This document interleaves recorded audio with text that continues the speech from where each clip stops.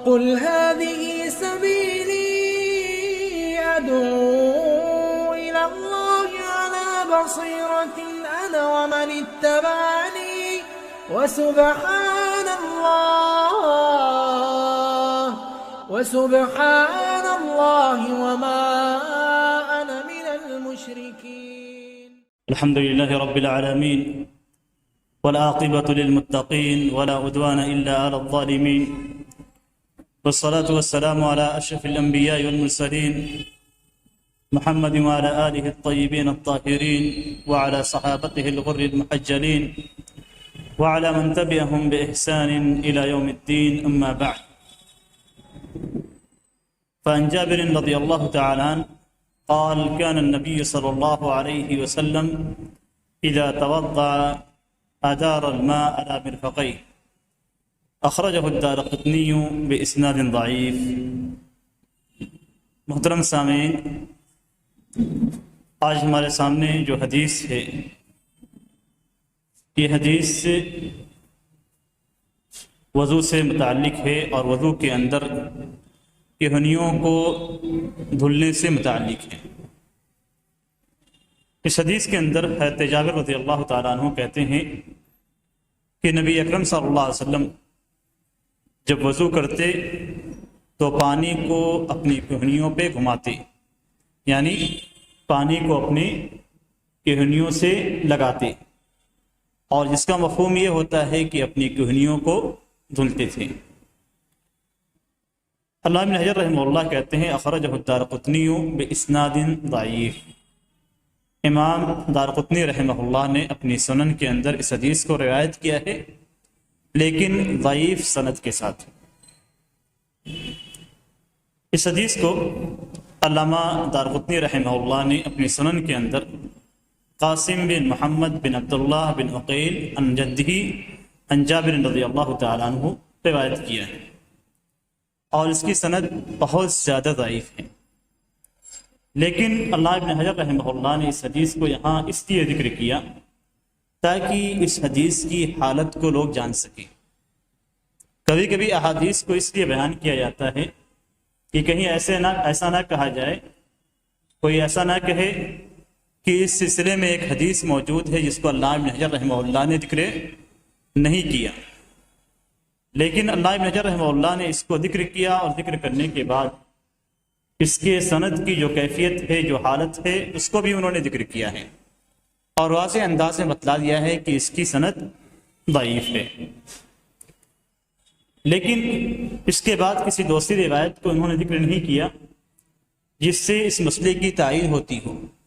جس سے یہ پتہ چلتا ہو کہ نبی اکرم صلی اللہ علیہ وسلم کہنیوں کو دھلا کرتے تھے یا کہنیوں کا دھلنا ضروری ہے۔ اس طرح کی کوئی حدیث اس حدیث سے متصل ذکر نہیں کی، اور اس میں اس حدیث کے ضعیف ہونے کی جو وجہ ہے وہ قاسم بن محمد بن عبداللہ بن عقیل ہیں۔ امام ذہبی رحمہ اللہ علامہ ابن معین سے نقل کرتے ہیں کہ یہ کچھ بھی نہیں تھے، یعنی الفاظ ہوتے ہیں جو محدثین ہیں، جو علماء جرح و تعدیل ہیں، وہ مختلف راویوں کے تعلق سے مختلف قسم کے الفاظ استعمال کرتے تھے، اور انہی الفاظ کی روشنی میں اس راوی کا درجہ متعین کیا جاتا تھا کہ یہ راوی قابل بھروسہ ہے یا قابل بھروسہ نہیں ہے، اس کی روایات کو لیا جائے گا یا روایات کو نہیں لیا جائے گا۔ اور یہی وہ حالات ہیں جن کی بنیاد پہ کسی حدیث کو صحیح ٹھہرایا جاتا ہے، اور جس کی بنیاد پہ کسی حدیث کو ضعیف یا حسن ٹھہرایا جاتا ہے، یا جس کی وجہ سے حدیث کو موضوع اور منگڑت کہا جاتا ہے۔ ان کے تعلق سے جو شدید بات کہی گئی ہے وہ یہ کہ یہ متروک راوی ہے۔ متروک راوی کا جب لفظ استعمال کیا جاتا ہے تو اس کا مفہوم یہ ہوتا ہے کہ ان کے تعلق سے یہ کہا گیا ہے کہ ان پہ جھوٹ بولنے کا الزام ہے، جھوٹ بولنے کا الزام ہے، جھوٹ نہیں بولتے تھے، یعنی جھوٹ بولنے کا الزام اور جھوٹ بولنا دو الگ الگ چیزیں ہیں۔ تو جن راویوں کے تعلق سے یہ کہا جاتا ہے کہ ان پہ جھوٹ بولنے کا الزام ہے اور ان کی غلطیاں بکثرت ہیں، ایسے راوی متروک کہلاتے ہیں، ایسے راوی متروک کہلاتے ہیں، اور ان کی حالت ان راویوں سے اچھی ہوتی ہے جن کے بارے میں علماء جرح و تعدیل کہتے ہیں کہ یہ حدیث گڑھا کرتے تھے. تو حدیث گڑھنے والے سے نیچے مقام ان کا ہے، لیکن علماء کرام کا اتفاق ہے کہ وہ افراد جو احادیث کو گڑھتے ہیں ان کی روایات کو قبول نہیں کیا جائے گا اور ان کا مرتبہ زیادہ شدید ہے. اسی طریقے سے وہ راوی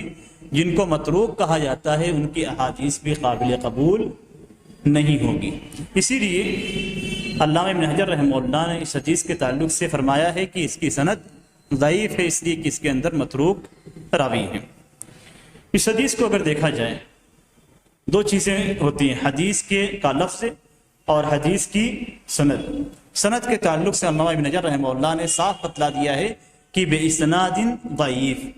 اسی لیے علماء کرام کے جو الفاظ ہوتے ہیں وہ انتہائی باریک ہوتے ہیں اور انہیں سمجھنے کی ضرورت ہوتی ہے. یہ نہیں کہا علامہ ابن حجر رحمہ اللہ نے کہ یہ حدیث ضعیف ہے. علامہ ابن حجر رحمہ اللہ نے کیا کہا کہ سند ضعیف ہے، یہ نہیں کہا کہ حدیث ضعیف ہے. اور جیسے کہ پیچھے ہی بتلایا جا چکا ہے کہ کسی سند کے ضعیف ہونے سے یہ لازم نہیں آتا کہ وہ حدیث بھی ضعیف ہو جو اس سلسلے میں ذکر کی گئی ہے. اس لیے کہ کبھی کبھی اس حدیث کی تائید قرآن سے ہوتی اور کبھی کبھی دوسری احادیث اس کی تائید میں موجود ہوتی ہیں. تو اس کا مفہوم یہ ہوتا ہے کہ حدیث کبھی کبھی صحیح ہو سکتی ہے اور اس کی سند ضعیف ہو سکتی ہے. لیکن اگر حدیث کا متن بھی ضعیف ہے، کسی قرآنی آیات سے اس کی تائید نہیں ہوتی ہے، احادیث سے اس کے متن کی تائید نہیں ہوتی ہے، تو ایسی صورت میں وہ حدیث ضعیف کہلاتی ہیں. تو علماء کے دو قول ہوتے ہیں. حدیث ضعیف ہے اس کا مطلب اس کے سارے سندوں کو چیک کر لیا گیا ہے اور کسی بھی سند سے اس کو تقویت نہیں ملتی کہ اسے حسن یا صحیح قرار دیا جائے. اور جب یہ کہا جاتا ہے کہ سند ضعیف ہے تو اس کا مطلب یہ کہ دوسری سندوں کو دیکھنے کی ضرورت ہے. ہو سکتا ہے کہ دوسری سندوں کی وجہ سے یہ حدیث صحیح ہو جائے، یا اس معنی کی دوسری احادیث موجود ہوں یا اس معنی کی قرآنی آیات موجود ہوں. تو اس سے لازم نہیں آتا کہ جو حکم حدیث کے اندر بیان کیا گیا ہے وہ حکم غلط ہے. یہاں پہ کیا کہا گیا ہے کہ نبی اکرم صلی اللہ علیہ وسلم جب وضو کرتے تھے تو اپنی کہنیوں کو دھلتے تھے، پانی کو اپنی کہنیوں پہ گزارتے تھے. اب اگر مثال کے طور پہ کسی کو آپ چیک کرنا چاہتے ہیں کہ کیا یہ حدیث صحیح ہے یا ضعیف ہے، یعنی نبی اکرم صلی اللہ علیہ وسلم کیا اپنی کہنیوں کو دھلتے تھے یا نہیں دھلتے تھے، یا اس سلسلے میں کوئی چیز مروی نہیں ہے. اگر اس کو آپ باریکی کے ساتھ دیکھیں تو قرآنی آیات کے اندر کہا گیا ہے یا ایھا الذین آمنوا اذا قمتم الی الصلاۃ فاغسلوا وجوہکم وایدیکم الی المرافق، کہ اے ایمان والو جب تم نماز کے لیے کھڑے ہو تو اپنے چہروں کو دھلو اور اپنے دونوں ہاتھوں کو کہنیوں تک. جب مومنین کو حکم دیا گیا ہے کہ کہنیوں تک دھلنا ہے، اب کہنیاں اس کے اندر شامل ہیں یا شامل نہیں ہیں، اس کے لیے ہمیں نبی اکرم صلی اللہ علیہ وسلم کی احادیث کو دیکھنا ہوگا. اس حدیث کے اندر ہے کہ نبی اکرم صلی اللہ علیہ وسلم اپنی کہنیوں پہ پانی کو گزارتے تھے. دوسری احادیث کو اگر دیکھا جائے تو دوسری حدیث میں موجود ہے، حضرت ابو ہریرہ رضی اللہ تعالیٰ عنہ کی حدیث ہے کہ انہوں نے وضو کیا، اپنے چہرے کو دھلا اور اچھی طریقے سے وضو بنایا، اپنے چہرے کو اچھی طریقے سے دھلا، پھر اپنے دائیں ہاتھ کو دھلا یہاں تک کہ دھلتے دھلتے پٹھوں میں پہنچ گئے، بازوؤں کو کراس کرتے ہوئے، کہنیوں میں کراس کرتے ہوئے آگے بڑھ گئے. پھر اسی طریقے سے انہوں نے بائیں ہاتھ کو دھلا اور کہنیوں کو کراس کرتے ہوئے آگے بڑھ گئے. اور پھر مکمل حدیث ہے کہ انہوں نے پاؤں کو دھلا اور پاؤں کو دھلنے کے بعد ٹخنوں سے اوپر تک انہوں نے پاؤں کو دھلا. آخر میں انہوں نے کیا کہا کہ ہاکذا رأیت رسول اللہ صلی اللہ علیہ وسلم یتوضا، کہ میں نے نبی اکرم صلی اللہ علیہ وسلم کو اسی طریقے سے وضو بناتے ہوئے دیکھا ہے. حدیث سے ثابت ہو گیا کہ نبی اکرم صلی اللہ علیہ وسلم کہنیوں کو دھلا کرتے تھے. اب اس حدیث کی تائید دوسری حدیث سے ہو چکی، یعنی حضرت جابر رضی اللہ تعالیٰ عنہ کی جو حدیث ہے جس میں یہ ذکر کیا گیا ہے کہ نبی اکرم صلی اللہ علیہ وسلم اپنے کہنیوں پہ پانی کو گزارتے تھے، اس کی تائید ہمیں حضرت ابو ہریرہ رضی اللہ تعالیٰ عنہ کی حدیث سے مل گئی ہے. اور اس میں مکمل طور سے اس بات کی دلیل ہے کہ نبی اکرم صلی اللہ علیہ وسلم اپنی کہنیوں کو دھلا کرتے تھے۔ آیت کے اندر بھی اگر آپ دیکھتے ہیں وَأَيْدِيَكُمْ إِلَى الْمَرَافِقِ، اور مرفق کا لفظ استعمال کیا گیا ہے، اور کوئی چیز اگر اسی جنس سے ہوتی ہے تو ایسی صورت میں اس میں شامل ہو جاتی ہے، اور اگر جنس سے تبدیل ہو جاتی ہے تو ایسی صورت میں اس کا حکم تبدیل ہو جاتا ہے۔ یہاں پہ کہنیاں یہ ہاتھوں کی جنس سے ہیں، ہاتھ کی جنس سے ہے، اس لیے کہنیاں اس کے اندر داخل ہو جائیں گی۔ اور اگر جنس مختلف ہو جاتی تو پھر ایسی صورت میں کہنیاں اس کے اندر داخل نہیں ہوتی، اور اس کی مثال قرآن کریم کے اندر خود موجود ہے۔ یہاں بھی الی المرافق کہا گیا ہے، وہاں بھی الی کا لفظ استعمال کیا گیا ہے۔ ثم اتموا الصیام الی اللیل، پھر تم روزوں کو رات تک پورا کرو۔ رات یعنی اول رات کا حصہ اس کے اندر شامل نہیں ہے۔ جیسے ہی رات کا حصہ شروع ہوتا ہے، سورج غروب ہوتا ہے، فوراً افطار کر لیا جاتا ہے۔ تو وہاں پہ آخر مقصود نہیں ہے، اس لیے کہ رات کی جنس دن کے جنس سے الگ ہے، دو الگ الگ چیزیں ہیں۔ تو اگر دونوں ایک چیزیں ہوتی ہیں تو ایسی صورت میں داخل ہو جاتی ہیں، اور اگر الگ الگ چیزیں ہوں تو ایسی صورت میں داخل نہیں ہوتی ہیں۔ اسی طریقے سے پیچھے حضرت عثمان رضی اللہ تعالیٰ عنہ کی حدیث گزری ہے،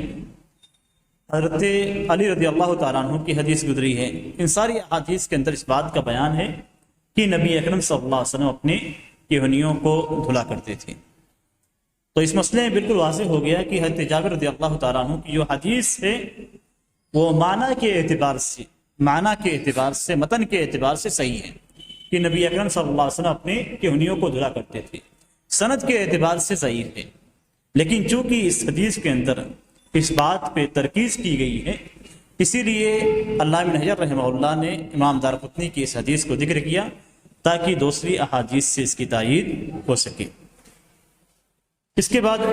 دوسری حدیث ذکر کرتے ہیں۔ عن ابی ہریرہ رضی اللہ تعالی عنہ قال قال رسول اللہ صلی اللہ علیہ وسلم لا وضوء لمن لم يذكر اسم الله عليه اخرجه احمد وابو داود وابن ماجه باسناد ضعيف وللترمذي عن سعيد بن زيد وابي سعيد النحو قال احمد لا يثبت فيه شيء۔ وضو کے اندر بسم اللہ کیا جائے گا یا نہیں کیا جائے گا؟ وضو کی ابتدا میں، وضو شروع کرنے سے پہلے بسم اللہ کہا جائے گا یا نہیں کہا جائے گا؟ اس سلسلے میں یہ حدیث آپ کے سامنے علامہ ابن حجر رحمہ اللہ نے ذکر کی ہے۔ اس حدیث کے اندر حضرت برہ رضی اللہ تعالیٰ عنہ کہتے ہیں کہ رسول اللہ صلی اللہ علیہ وسلم کا فرمان ہے لا وضوء لمن لم يذكر اسم اللہ علیہ، اس شخص کا وضو نہیں ہوتا جو وضو بناتے ہوئے اللہ تبارک و تعالیٰ کا نام نہ لے، یعنی بسم اللہ نہ کہیں۔ اس حدیث کو امام احمد نے، امام ابو داود نے، امام ابن ماجہ نے ضعیف سند سے روایت کیا ہے۔ امام ترمذی کے ہاں یہ حدیث حضرت سعید بن زید کی سے مروی ہے، یہاں حضرت برہ رضی اللہ تعالیٰ عنہ سے مروی ہے، امام ترمذی کے ہاں یہ سعید بن زید سے مروی ہے،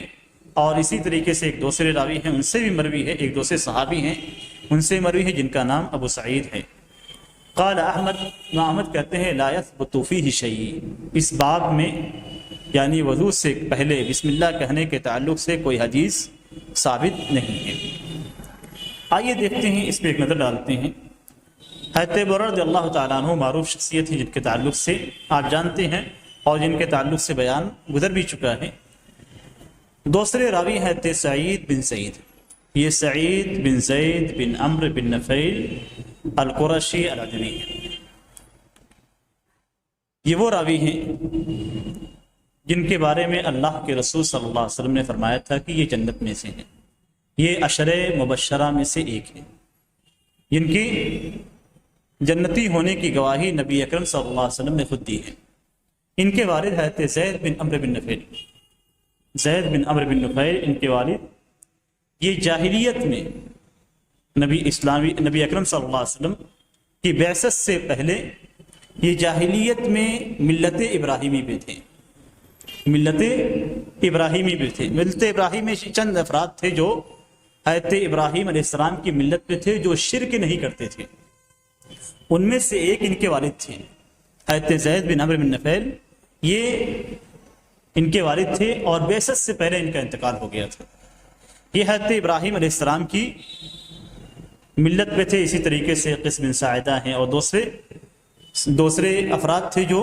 تقریباً 4 یا 5 افراد ہیں، 4 افراد کے تعلق سے آتا ہے، 5ویں افراد ہیں جو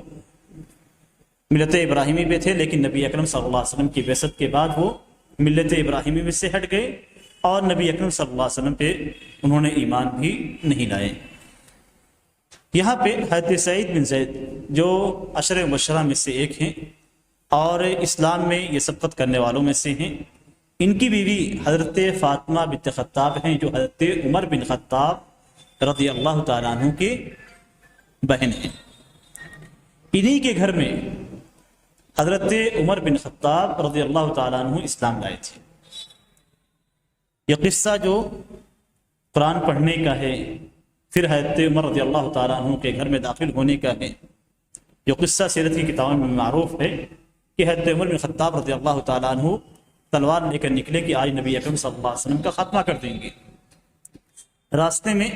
کچھ افراد سے ملاقات ہوئی تو انہوں نے جب تیور دیکھا تو پوچھا عمر کدھر کا ارادہ ہے؟ تو انہوں نے کہا کہ میں جا رہا ہوں اس شخص کا خاتمہ کر دیتا ہوں تاکہ سارے فتنے اور فساد کی جڑ ہی ختم ہو جائے۔ تو انہوں نے کہا کہ جاؤ پہلے اپنے گھر کی خبر لو، تمہاری بہن اور تمہارے بہنوئی دونوں کی دونوں اسلام میں داخل ہو چکی ہیں۔ تو جب گھر کے قریب پہنچے تو کچھ آواز سنائی دی، کچھ پڑھنے کی آواز سنائی دی، اور جب ان کی آمد کی پھٹ پھٹ اندر پہنچی تو اندر جلدی سے حضرت سعید بن زید چھپ گئے اور بہن نے قرآن کو چھپا دیا۔ اس کے بعد انہوں نے اپنی بہن سے پوچھا کہ کیا پڑھ رہی تھی؟ کہا کچھ نہیں۔ کہا مجھے پتہ چل چکا ہے کہ تم لوگ بددین ہو چکے ہو۔ اس وقت مسلمانوں کو بددین کے نام سے پکارا جاتا تھا کہ تم لوگ بددین ہو چکے ہو۔ اور اس کے بعد پھر حضرت فاطمہ کو اور پیٹنا شروع کیا۔ حضرت سعید آئے چھڑانے کے لیے، ان کو بھی پیٹا۔ خیر معاملہ یہاں تک پہنچا کہ اس کے بعد انہوں نے خود طلب کیا، قرآن کو سننا چاہا، سنایا گیا انہیں قرآن۔ پھر نبی اکرم صلی اللہ علیہ وسلم کے پاس گئے اور وہاں پہ انہوں نے کلمہ شہادت کو ادا کیا۔ تو حضرت سعید بن زید اولین اسلام لانے والوں میں سے تھے، اولین اور فاضل صحابہ کرام میں سے تھے، اور ان کا قصہ مشہور ہے۔ ایک عورت تھی جس کا نام اروا بنت انیس تھا، اس نے مروان کے یہاں، خلیفہ مروان کے یہاں یہ دعویٰ پیش کیا کہ حضرت سعید بن زید بن نفیل نے میری زمین پہ قبضہ کر لیا ہے، میری زمین اس نے ہتھیا لی ہے۔ معاملہ مروان کے پاس پہنچا تو حضرت سعید بن زید نے کہا کہ میں ایسا کام نہیں کر سکتا ہوں، اس لیے کہ میں نے نبی اکرم صلی اللہ علیہ وسلم کو یہ فرماتے ہوئے سنا کہ جو شخص کسی دوسرے کی ایک بالشت زمین پر بھی قبضہ کر لیتا ہے تو اللہ تبارک و تعالیٰ اسے 7 زمینوں کا طوق پہنائے گا۔ اس حدیث کو سننے کے بعد میں کسی کی زمین پہ کیسے قبضہ کر سکتا ہوں؟ پھر انہوں نے بددعا کی اس عورت کے حق میں کہ اے اللہ تو اس کی نگاہ کو ختم کر دے، اسے اندھا بنا دے، اور اس کو اس کی اسی زمین میں جس کے تعلق سے اس نے مقدمہ دائر کیا تھا اسی زمین میں اسے موت دے۔ اللہ تبارک و تعالیٰ نے ان کی دعا کو قبول فرمایا۔ کچھ زمانے کے بعد اس عورت کی بصارت چلی گئی اور وہ اندھی ہو گئی، اور وہ ادھر ادھر اسی اندھے پن میں ٹہلتی رہتی تھی، یہاں تک کہ ایک روز وہ اپنے گھر کے اندر کسی کام کے لیے نکلے، اپنے گھر کے اندر چلتی رہی، ڈھونڈتی رہی، اور گھر کے اندر ایک کنواں تھا، اس کنویں میں گر پڑی اور وہی اس کی خبر بن گئی۔ تو ان کی دعا قبول ہوئی۔ اسی لیے آپ تصور کیجئے، یہاں ہمیں ایک سبق ملتا ہے، بہت بڑا سبق ملتا ہے، اور وہ یہ کہ چاہے آدمی کتنا ہی فاضل کیوں نہ ہو جائے، کتنا بڑا عالم ہو جائے، فاضل ہو جائے، عابد بن جائے، نیک اور صالح بن جائے، لوگوں کی تنقیدیں اس کے خلاف ہمیشہ موجود رہیں گی۔ اگر کوئی شخص یہ چاہتا ہے کہ میں بالکل تنقید سے مبرہ رہوں، کوئی شخص میرے اوپر انگلی نہ اٹھا سکے، کوئی شخص میرے اوپر کوئی الزام نہ لگائے، تو یہ ممکن نہیں ہے۔ حضرت سعید بن زید جن کے بارے میں نبی اکرم صلی اللہ علیہ وسلم نے جن کو جنت کی بشارت دی تھی، ان پہ ایک عورت انگلی اٹھاتی ہے اور یہ کہتی ہے کہ اس شخص نے میرے زمین کو غصب کر لیا ہے۔ تعجب کی بات ہے۔ تو اس صحابی کے بارے میں، جنتی صحابی کے بارے میں آپ تصور کیجئے کہ ایک عورت کا الزام ہے. تو آج ہمارے زمانے میں جبکہ جھوٹ بولنا عام ہے، بہتان تراشی بالکل عام ہے، کسی پہ کوئی الزام لگانا بہت ہی آسان ہو چکا ہے. اس زمانے میں اگر کسی عالم اور فاضل اور عابد اور متقی اور پرہیزگار پہ اگر کوئی الزام لگایا جاتا ہے تو یہ کوئی بعید چیز نہیں ہے، یہ کوئی بعید بات نہیں ہے. اس سے ہمیں یہ معلوم ہوتا ہے کہ ہمیشہ ہر زمانے میں نیکوکار افراد پہ کوئی نہ کوئی تہمت لگائی جاتی ہے تاکہ ان کے مقام کو، ان کے مرتبے کو، ان کی حیثیت کو کم کیا جا سکے. حضرت ابو رضی اللہ تعالیٰ عنہ کی جو حدیث ہے اس کو امام احمد رحمہ اللہ نے، امام ابو داؤد نے، امام ابن ماجہ نے یعقوب بن سلمہ اللیثی کے طریق سے روایت کیا ہے. وہ اپنے والد سے روایت کرتے ہیں اور وہ حضرت ابو رضی اللہ تعالیٰ عنہ سے. اس سند کے اندر جو حضرت ابو رضی اللہ تعالیٰ عنہ کی حدیث ہے، یہ حدیث سے سند کے اعتبار سے ضعیف ہے اور اس کے اندر دو علتیں پائی جاتی ہیں. پہلی بات تو یہ کہ یعقوب بن سلمہ اللیثی جو راوی ہیں وہ مجہول ہیں، یعنی ان کی حالت معلوم نہیں ہے، اور جس کی کیفیت اس طریقے کی ہوتی ہے کہ راوی کے تعلق سے قابل اعتبار کوئی معلومات موجود نہیں ہوتی تو ایسی صورت میں ان کی حدیث کو قبول نہیں کیا جاتا ہے. دوسری یہ کہ حضرت سلمہ کی حضرت ابو رضی اللہ تعالیٰ عنہ سے سماعت ثابت نہیں ہے. آپ اس سے اندازہ کر سکتے ہیں کہ محدثین کس قدر گہرائی سے کام لیتے تھے. کسی حدیث کی جب چھان بین کرتے تھے تو صرف یہ نہیں دیکھتے تھے کہ ایک ہی زمانے میں ایک ہی محلے میں دونوں افراد رہتے ہیں، بلکہ یہ بھی دیکھتے تھے کہ ایک نے دوسرے سے سنا ہے یا نہیں، ان کے دروس میں حاضر ہوتا تھا یا حاضر نہیں ہوتا تھا. تو اس بات کا بھی اعتبار کیا جاتا تھا. اور اگر کبھی ایسا ہوتا تھا کہ کوئی شخص کسی راوی سے نہیں سنتا تھا تو اس کی روایت کو قبول نہیں کیا جاتا تھا. تو یہاں پہ دو علتیں ہیں، ایک یہ کہ یعقوب بن ابی سلمہ کی حالت معلوم نہیں ہے، اور دوسرے یہ کہ سلمہ کی روایت، سلمہ کا سماع حضرت ابو رضی اللہ تعالیٰ عنہ سے ثابت نہیں ہے. دوسری جو حدیث سے یہاں پہ انہوں نے ذکر کی ہے وہ حضرت سعید بن زید کی، اسے امام ترمذی رحمہ اللہ نے ذکر کیا ہے، اور اس کے اندر یہ الفاظ ہیں لا وضوء لمن لم یذکر اسم اللہ علیہ، کہ اس شخص کا وضو نہیں ہے جس نے وضو کرتے ہوئے اللہ تبارک و تعالیٰ کا نام نہیں لیا. یہ حدیث بھی سند کے اعتبار سے ضعیف ہے اور اس کے اندر کئی علتیں موجود ہیں اور ضعف کے اندر کافی قوی ہے، یعنی کافی آپ یہ کہہ سکتے ہیں کہ بہت زیادہ ضعیف ہے. اس کے بعد جو تیسری حدیث ہے اس کی بھی حالت یہی ہے کہ وہ روایت حضرت ابو سعید خدری رضی اللہ تعالیٰ عنہ کی روایت بھی ضعیف ہے، اور اس کے تعلق سے یہ کہا گیا ہے کہ یہ اس باب کے اندر سب سے صحیح روایت ہے، یعنی ضعیف میں سب سے اعلیٰ مرتبے کی روایت ہے. اس سلسلے میں جتنی بھی احادیث مروی ہیں، یعنی وضو سے پہلے بسم اللہ کہنے کے تعلق سے جتنی بھی احادیث ہیں، ان ساری احادیث کے اندر کوئی نہ کوئی ایسی بات ہے جس کی وجہ سے وہ حدیث ضعیف کہلاتی ہے. لیکن اس کے باوجود علماء کرام نے کہا کہ ان ساری احادیث کو جب جمع کر دیا جاتا ہے تو ایک حدیث دوسری حدیث کو تقویت پہنچاتی ہے، اور تقویت پہنچانے کی وجہ سے یہ حدیث ضعیف ہونے کے مقام سے اٹھ کر حسن کے مقام میں پہنچ جاتی ہے جو قابل قبول ہے. اسی لیے علامہ مندری رحمہ اللہ کہتے ہیں کہ اس بات میں کوئی شک نہیں ہے کہ وہ تمام احادیث جو بسم اللہ کہنے کے تعلق سے وارد ہوئی ہیں ان میں سے کوئی بھی حدیث کلام سے خالی نہیں ہے، لیکن ان کے اسناد اتنے زیادہ ہیں کہ اسناد کے تعلق سے دو ساری اسانید کو جمع کر کے ان کو قوت ملتی ہے، اور قوت ملنے کی وجہ سے یہ قابل عمل ہو جاتی ہیں. اور اسی کو علامہ ابن حجر رحمہ اللہ نے اگرچہ یہاں پہ انہوں نے ضعیف قرار دیا ہے ساری سندوں کو، لیکن اس کے باوجود وہ کہتے ہیں کہ جو چیز ظاہر نظر آتی ہے وہ یہ کہ یہ تمام احادیث سے آپس میں مل کر قوت پیدا کرتی ہیں، اور اس قوت سے یہ بات ہمیں ملتی ہے، ہمیں یہ پتہ چلتا ہے کہ اس حدیث کی اصل موجود ہے. اب جب اصل موجود ہو گئی، اسی کو علامہ ابن کثیر رحمہ اللہ نے بھی کہا کہ یہ ساری احادیث ملنے کے بعد حسن یا صحیح کے درجے میں پہنچ جاتی ہیں. علامہ ابن قیم رحمہ اللہ کا بھی یہی کہنا ہے کہ یہ ساری احادیث مل کر حسن کے مقام کو پہنچ جاتی ہیں. وہ اگر ہم فردی طور سے ان ساری احادیث کو دیکھتے ہیں تو یہ ضعیف ہیں، اور اگر اجتماعی طور سے دیکھتے ہیں تو یہ ساری احادیث آپس میں ایک دوسرے کو قوت دیتے ہوئے حسن یا صحیح کے درجے میں پہنچ جاتی ہیں، اور اس سے ہمیں یہ پتہ چلتا ہے کہ یہ حدیث قابل عمل ہے، یہ حدیث قابل عمل ہے۔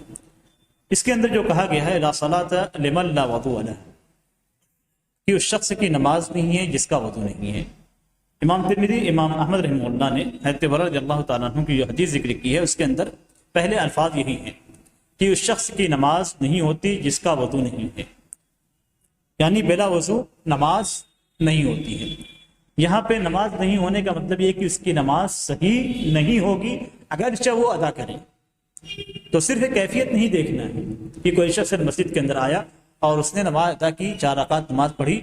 امام کے ساتھ، امام کے پیچھے پڑھے، اس کے بعد سنتیں ادا کی اور اس کے بعد پھر وطر ادا کی، اس کا مطلب یہ نہیں ہوا کہ اس کی نماز صحیح ہوئی۔ اگر اس نے وضو نہیں بنایا تو اس کی ساری کی ساری نماز باطل ہے اور وہ نماز صحیح نہیں گردانی جائے گی۔ دوسرا جو الفاظ ہے جس کو اللہ ابن حجر رحمہ اللہ نے یہاں پہ ذکر کیا ہے وَلَا وُضُوءَ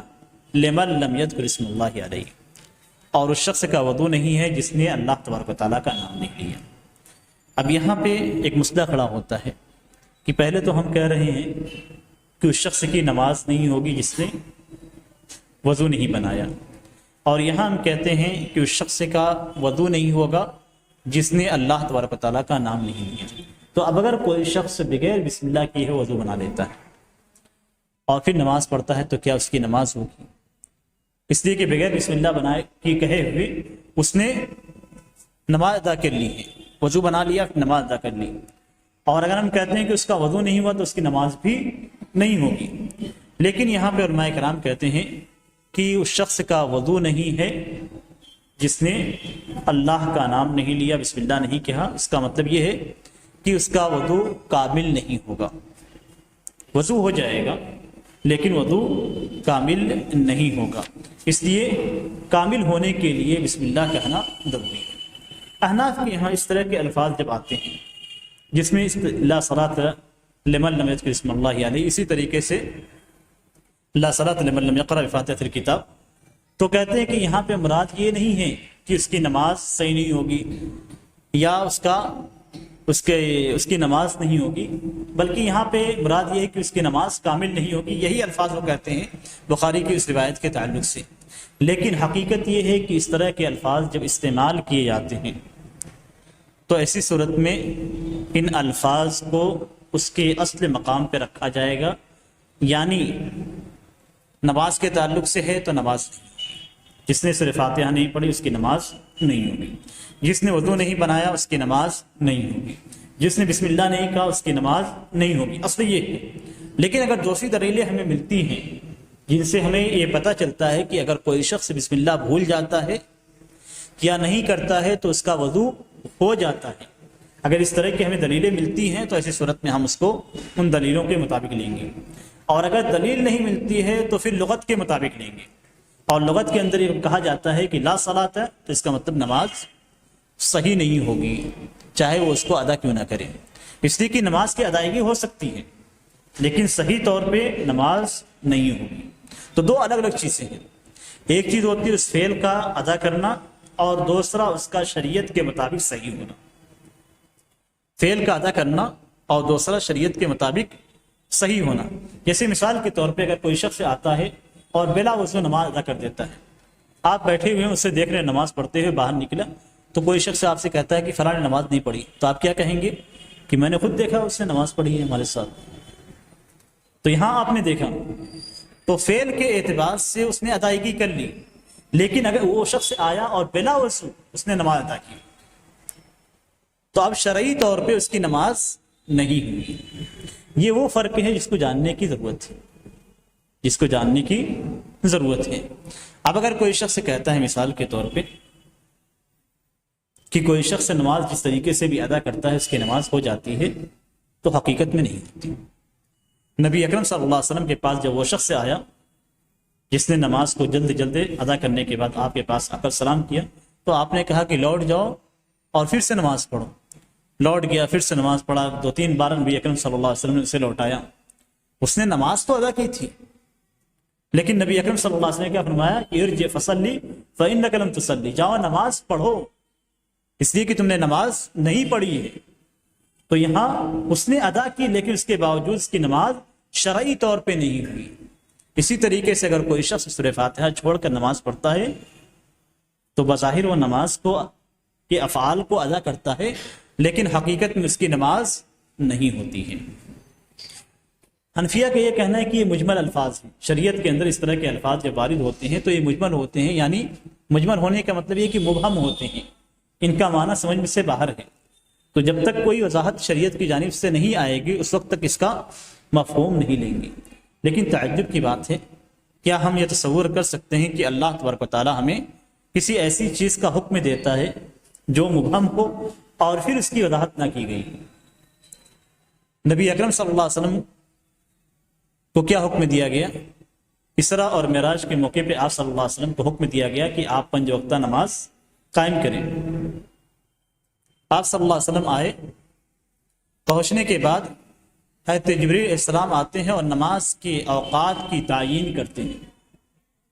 نماز کے اوقات کی تعیین آسمان پہ نہیں ہوئی، لیکن حضرت جبریل نازل ہونے کے بعد نماز کے اوقات کی تعیین کرتے ہیں اور نبی اکرم صلی اللہ علیہ وسلم کو نماز پڑھاتے ہیں۔ تو یہ وہ چیز ہے، شریعت کے اندر کوئی بھی مبہم چیز نہیں ہے، کوئی بھی چیز مبہم نہیں ہے کہ ایسی مبہم ہو جس کی کوئی تشریح نہ کسی آیت کے اندر ملے نہ کسی حدیث کے اندر ملے، ایسی کوئی بات شریعت کے اندر نہیں پائی جاتی ہے۔ تو اگر کوئی یہ کہتا ہے کہ لا صلاۃ لمن لم یقرأ فاتحۃ الکتاب مبہم ہے، مجمل ہے اور اس کی وضاحت نہیں کی گئی ہے، بالکل وضاحت دوسری احادیث کے اندر موجود ہے، جیسا کہ حضرت برہ رضی اللہ تعالیٰ عنہ کی حدیث موجود ہے کہ باقی قرات کے اندر، باقی تلاوت کے اندر آپ خاموش رہیں اور صرف سورہ فاتحہ کو پڑھیں، چاہے اپنے جی میں کیوں نہ پڑھیں۔ جمہور کا موقف اس سلسلے میں بالکل واضح ہے کہ یہاں پہ جو ذکر کیا گیا ہے نماز کے تعلق سے کہ بلا وضو نماز نہیں ہوتی، اس کا مطلب حقیقت میں شرعی نماز نہیں ہوتی ہے۔ جس طریقے سے بلا سورہ فاتحہ کے نماز نہیں ہوتی، یعنی شرعی نماز نہیں ہوتی ہے۔ لیکن چونکہ معاملہ وضو کا مختلف ہے، وضو کا معاملہ مختلف ہے، اس لیے اس سلسلے میں علماء کرام کا الگ اختلاف ہے۔ اس میں جو چیز کہی گئی ہے حدیث کے اندر، لمن لم یذکر اسم اللہ علیہ، جو شخص اس پہ اللہ تبارک و تعالیٰ کا نام نہیں لیتا ہے، تو یہاں پہ کیا آپ کہیں گے؟ بسم اللہ کہیں گے یا بسم اللہ الرحمن الرحیم کہیں گے؟ یہ سوال اکثر ہوتا ہے۔ یہاں پہ ہے کھاتے وقت بھی کیا کہا جائے گا؟ بسم اللہ کہا جائے گا یا بسم اللہ الرحمن الرحیم کہا جائے گا؟ جبکہ وہاں بھی نبی اکرم صلی اللہ علیہ وسلم نے کیا فرمایا تھا؟ یا غلام سم اللہ، اے بچے اللہ کا نام لو اور اپنے دائیں ہاتھ سے کھاؤ۔ تو وہاں بھی اللہ کے رسول صلی اللہ علیہ وسلم نے کیا کہا کہ اللہ کا نام لو۔ یہاں بھی کہا گیا ہے کہ جو اللہ کا نام نہیں لیتا، تو اب کیا بسم اللہ کہا جائے گا یا بسم اللہ الرحمن الرحیم کہا جائے گا؟ اب اسم اللہ کو اگر شروع کیا جاتا ہے اس اعتبار سے، تو یہاں پہ صرف نبی اکرم صلی اللہ علیہ وسلم نے فرمایا کہ لمن لم یذکر اسم اللہ علیہ، جو اللہ کا نام اس پہ نہیں لیتا ہے۔ تو اللہ کا نام یعنی بسم اللہ، بسم اللہ کہیں گے کہ اللہ کے نام سے، اور بسم اللہ الرحمن الرحیم کہیں گے تو اللہ رحمان الرحیم کے نام سے۔ تو رحمان الرحیم کا جو اضافہ ہے اسے بعض فقہائے کرام ذکر کرتے ہیں، حدیث کے اندر کہیں موجود نہیں ہے، کسی بھی حدیث میں یہ موجود نہیں ہے کہ نبی اکرم صلی اللہ علیہ وسلم بسم اللہ الرحمن الرحیم کہہ کے اس کے بعد وضو بناتے تھے، بلکہ اس حدیث کے اندر جو صراحت موجود ہے وہ یہ کہ اللہ کا نام لے کر، یعنی بسم اللہ کہہ کر وضو بنایا جائے گا۔ اس لیے جو لوگ الرحمن الرحیم کا اضافہ کرتے ہیں وہ اپنا ان کا اجتہاد ہے، وہ اسے مستحسن سمجھتے ہیں کہ اللہ کی بعض صفات کا اضافہ کر دیا جائے، لیکن دلیلوں کے اندر اس طرح کا کوئی ذکر نہیں ہے، اس حدیث کے اندر بھی کوئی ذکر نہیں، نبی اکرم صلی اللہ علیہ وسلم کی کوئی دوسری احادیث اس تعلق سے مروی نہیں ہے۔ اس لیے جو الفاظ حدیث کے اندر آئے ہیں انہی الفاظ پہ اکتفا کرنا یہ زیادہ بہتر ہے، اور یہاں پہ صرف بسم اللہ کا ذکر ہے، ورنہ اللہ کے رسول صلی اللہ علیہ وسلم کہہ سکتے تھے کہ لا وضوء لمن لم یذکر اسم اللہ الرحمن الرحیم علیہ، کہہ سکتے تھے، لیکن نبی اکرم صلی اللہ علیہ وسلم نے نہیں کہا۔ تو اس کا مفہوم یہ ہوا کہ یہاں پہ صرف بسم اللہ کہنا ہی افضل ہے، جتنا حدیث کے اندر وارد ہوا ہے اتنا ہی عمل کرنا بہتر ہے، اور یہی وہ چیز ہے جو کھاتے وقت بھی کہی جائے گی، یعنی وہاں پہ بسم اللہ الرحمن الرحیم کا ثبوت نہیں ہے، اس لیے بسم اللہ کہہ کے شروع کر دیا جائے گا۔ جہاں پہ ثبوت ہے وہاں پہ کہا جائے گا، جیسے آیات یا صورتوں کے شروع میں قرآن آپ پڑھیں تو استعاذے کے بعد مکمل طور سے آپ کہیں، تو جہاں پہ ثبوت ہے وہاں پہ آپ کہیے، لیکن جہاں پہ جتنا ثبوت ہے وہاں پہ اتنا ہی کہیے۔ وہاں پہ آپ صرف بسم اللہ کہہ کے پڑھنا شروع کریں تو غلط ہے، اور یہاں پہ بسم اللہ الرحمن الرحیم اگر آپ کہتے ہیں تو الرحمن الرحیم کا اضافہ کر بیٹھتے ہیں۔ اس حدیث کو اگر دیکھا جائے تو بظاہر ایسا ہی نظر آتا ہے کہ وضو بنانے سے پہلے بسم اللہ کہنا واجب ہے، اور اسی کے قائل ظاہریہ ہیں جو ظاہری حدیث پہ عمل کرتے ہیں۔ ظاہریہ وہ فرقہ ہے جو حدیث کے ظاہری لفظ کو لیتا ہے، اس کے اندر موجود فقہ پہ عمل نہیں کرتا۔ یہاں پہ جو ہے جیسے مثال کے طور پہ ظاہر یہی ہے کہ جو شخص سے اللہ کا نام نہیں لیتا ہے اس کا وضو نہیں ہے، تو اسی کے وہ بھی قائل ہیں۔ اکثر احادیث میں ان کا مسلک ظاہر کے مطابق ہوتا ہے، اس کے اندر جو فقہ ہوتی ہے اس کو وہ نہیں لیتے، لیکن ان کے درمیان بھی اختلاف ہے کہ اگر کوئی شخص سے بھول جاتا ہے تو کیا بھولنے کی وجہ سے اس کا وضو صحیح ہوگا یا صحیح نہیں ہوگا؟ کوئی شخص اگر جان بوجھ کے چھوڑ دیتا ہے تو کیا ہوگا؟ ان کے ہاں جان بوجھ کر اگر کوئی شخص سے بسم اللہ چھوڑ دیتا ہے تو اس کا وضو باطل ہے، اگر بھول کر چھوڑتا ہے تو بعض افراد کے نزدیک وضو باطل ہے اور بعض کے نزدیک وضو باطل نہیں ہے۔ برکیف یہ ایک پہلا قول ہے جو اس مسئلے کے اندر ہے۔ دوسرا قول جمہور کا ہے، اور ان کا یہ کہنا ہے کہ بسم اللہ کہنا سنت ہے، بسم اللہ کہنا سنت ہے، واجب نہیں ہے، اور یہی ائمہ ثلاثہ کا بھی موقف ہے، اور امام احمد رحمہ اللہ سے مروی جو روایت ہے اس روایت میں یہی بات ذکر کی گئی ہے، اور اس کو بہت سارے حنابلہ نے اختیار کیا ہے، اور یہی موقف قرآن و حدیث کے زیادہ موافق ہے، یعنی جمہور کا جو قول ہے یہی قول راجح نظر آتا ہے، اور اس کی متعدد دلیلیں ہیں۔ ان دلیلوں میں سے اللہ تبارک تعالیٰ کا فرمان ہے یا ایھا الذین آمنوا اذا قمتم الی الصلاۃ فاغسلوا وجوہکم وایدیکم الی المرافق، کہ اے ایمان والو جب تم نماز کے لیے کھڑے ہو تو اپنے چہروں کو دھلو۔ اللہ تبارک تعالیٰ نے یہاں یہ نہیں کہا کہ اے ایمان والو جب نماز کے لیے کھڑے ہو تو بسم اللہ کہو اور اپنے چہروں کو دھلو، تو اس سے یہ معلوم ہوتا ہے کہ بسم اللہ کہنا واجب نہیں ہے، اس لیے کہ اگر بسم اللہ کہنا واجب ہوتا تو اللہ تبارک و تعالیٰ اس آیت کریمہ کے اندر ذکر فرماتا، اس لیے کہ بہت سارے مقامات ہیں جہاں پہ اللہ تبارک و تعالیٰ نے اپنا نام لینے کا ذکر کیا ہے۔ جیسے مثال کے طور پہ جب آپ شکار کے لیے باز کو یا اسی طریقے سے تیر کو یا آج بندوق آپ چلاتے ہیں تو بندوق جب چلائیں گے تو ایسی صورت میں چلانے سے پہلے آپ بسم اللہ کریں، چلانے سے پہلے آپ بسم اللہ کریں، اس لیے کہ اللہ تعالیٰ شکار کے تعلق سے کہتا ہے وَاذْكُرُ اسْمَ اللَّهِ عَلَيْهِ،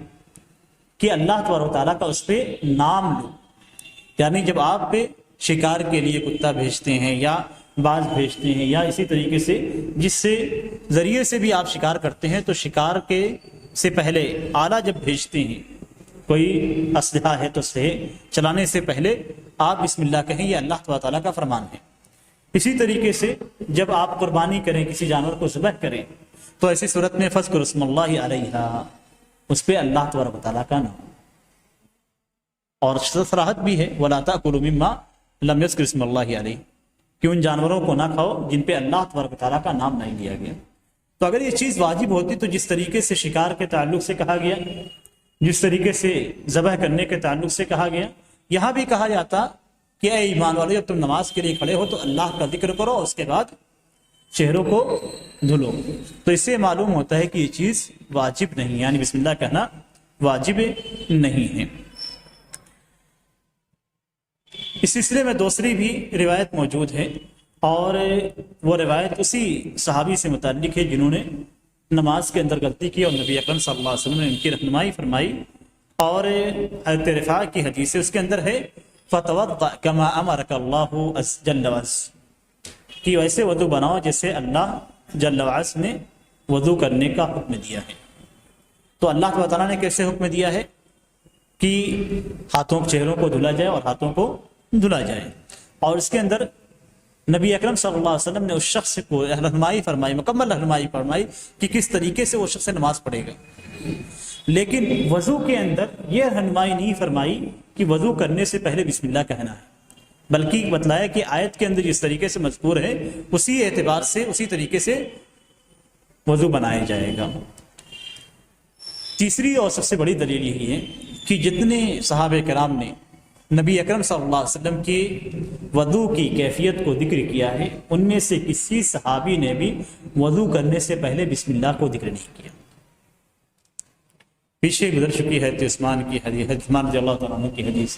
حضرت علی رضی اللہ تعالیٰ عنہ کی، حضرت